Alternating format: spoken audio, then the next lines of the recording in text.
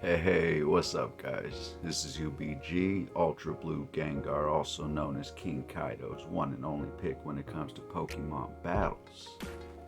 How y'all doing today? Now, I got a pretty fun one lined up for us. We're gonna take a look at a couple new series I've been reading lately. One of them called Shojo Null, the other one, KAGURABACHI. Now, you may have heard about one of these recently, as KAGURABACHI did get a lot of marketing done for it before its release. And I'm not here to bash it. I'm not here to say don't read it. I'm not here to say nothing like that because it's an alright story. There's definitely a fan base out there that's going to enjoy the crap out of it.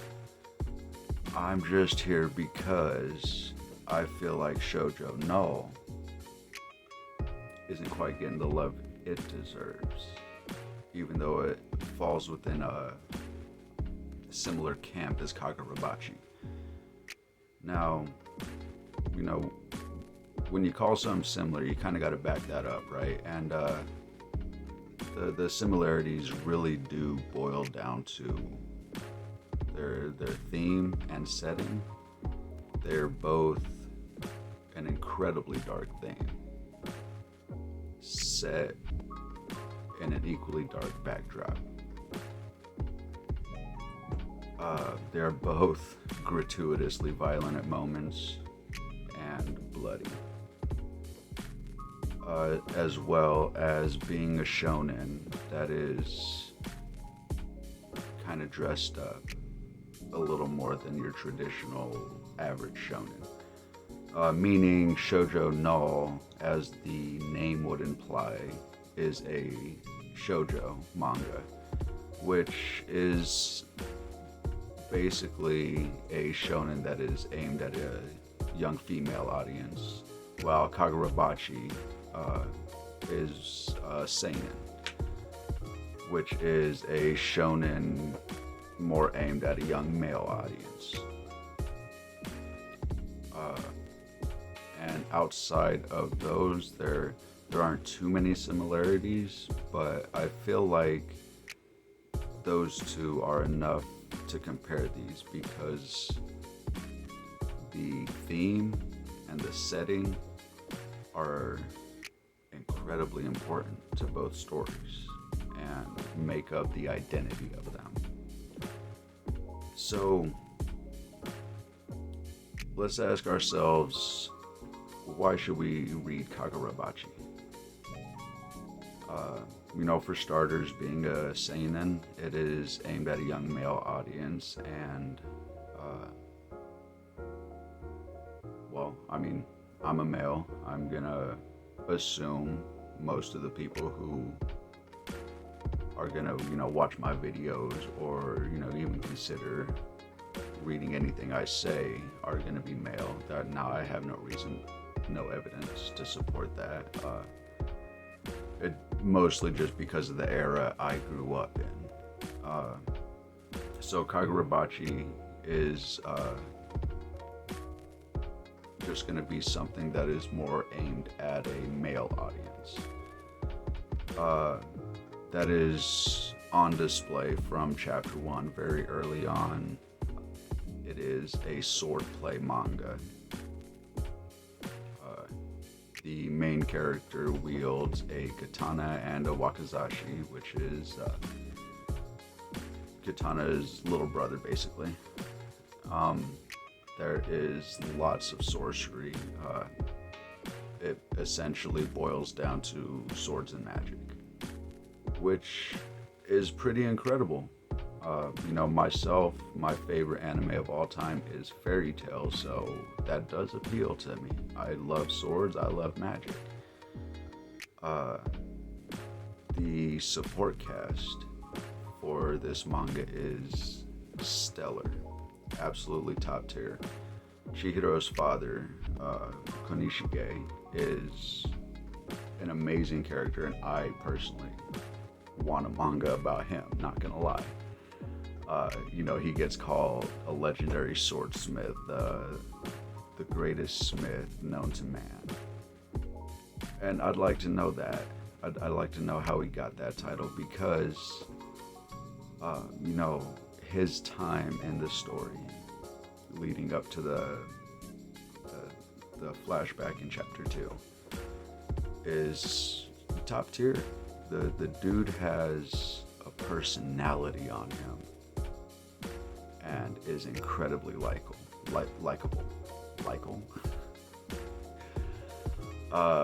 And we also got Mr. Shiba, an old buddy of Kunishige. You know, somebody who had experience in the war that ultimately gave Kunishige his title. Now, these two are incredible characters, top to bottom. I would very much be interested in watching an anime, got ahead of myself, or reading a manga about these guys' story. Which leads into the why not for Kagurabachi. And the main character, Chihiro, is flat. The dude has one expression, RBF.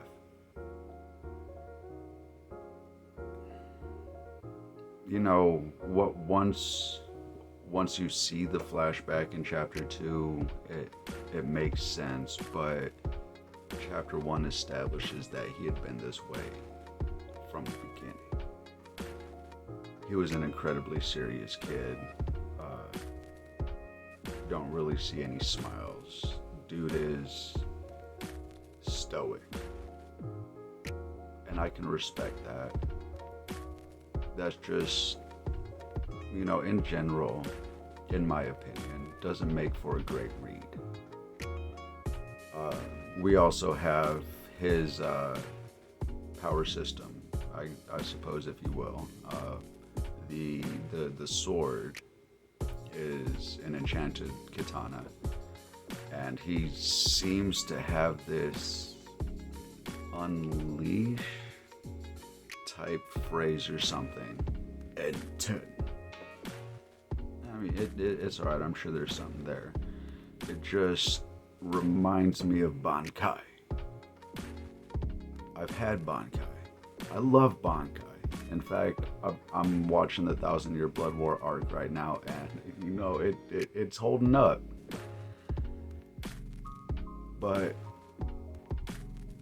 he is incredibly, gratuitously, almost sarcastically edgy. And, you know, those kind of characters work for me as support characters, as side characters. Looking at you, Sasuke. Has never been the kind of main character that I found enjoyable to read. You know, with the likes of Luffy, Natsu, among my favorites of all time. And, you know, even recently, we have Gil and Marie leading into our next. Let's talk about why Shojo Null. Now, the plot is dynamic.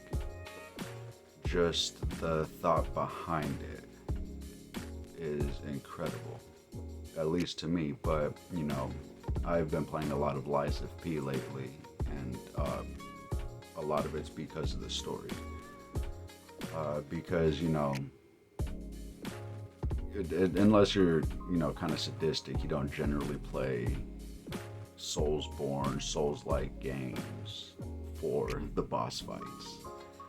You know, there are people who find them fun, but I've been enjoying Lies of P because of the story of a puppet gaining or attempting to gain humanity, which is essentially the same concept as Shojo Null, in a world where these robots are used essentially, and for lack of a better term, as slaves.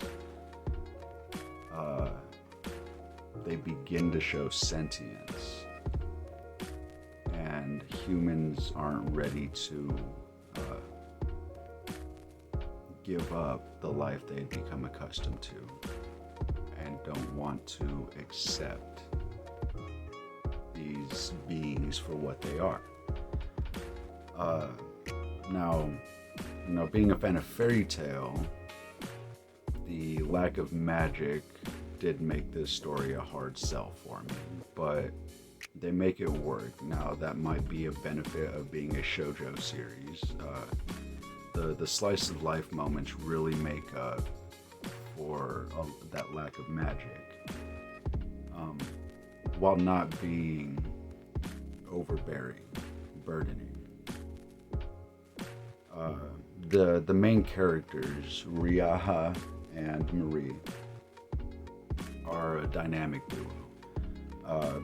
Both still being, high school age, they are growing. They're still learning, and that is incredibly evident through their interactions with each other, their interactions with the enemies, their interactions with allies, and just day-to-day stuff, because there is some of that. The slice of life is definitely a part of this, but as I said, it's nothing too bad. The battle, the investigative side of things do definitely take precedent in the story, but those moments are used to further the growth of the characters, because that is ultimately what the story is about, how they are going to grow into people who can lead the future. Now, both of them are new manga. KAGURABACHI being released on the Shonen Jump app on September 7th of 2023, while Shojo Null was first released on August 4th of 2023 on the Shonen Jump app. The big difference between them is KAGURABACHI was 55 pages, while Shojo Null gave us a whopping 81. And aside from the first 4 pages of Shojo being some full art, more just designs that the mangaka wanted to offer us, KAGURABACHI does start off immediately getting into the plot of the story, starting to build up the history of smithing and his father, Chihiro's father's past. So, those could be either way, I suppose. Could be a reason to or a reason not to, but why would we not want to read Shojo Null? For a lot of people, when it comes to these shonen type mangas, we do enjoy and have become accustomed to the swordplay, the magic, the stuff that KAGURABACHI gives us in spades, while Shojo Null gives us none. Now, Marie does have her own combat style, but it's not something I would define as swordplay. Another reason is some people just may not enjoy manga or anime with slice of life moments, and there definitely are slice of life moments in Shojo Null. And finally, probably the biggest reason I feel like people would want to stay away, which is the biggest reason why I picked it up, is the plot may hit too close to home. Meaning the story is going to make you think about how you see the world, how you see life, how you process stuff. And for some, theme or plot that heavy just might not be your style, and I can't knock that, because I can't say fairy tale ever really made me consider how I see the real world. One Piece does occasionally, but for the most part, my favorite manga and anime haven't really been the ones that make me consider the world. But I find as I'm aging, like, fine wine, probably more like cheese, but aging like fine wine, I find myself a lot more interested in these kind of stories that make me think more. Now, we've reached the end of the video, and I want to leave you off on a final reason why I feel like you should pick up Shojo Null. And I drop it here at the end because it's the least important reason, but Marie's a One Piece fan. Like, come on now. You know I had to point that out.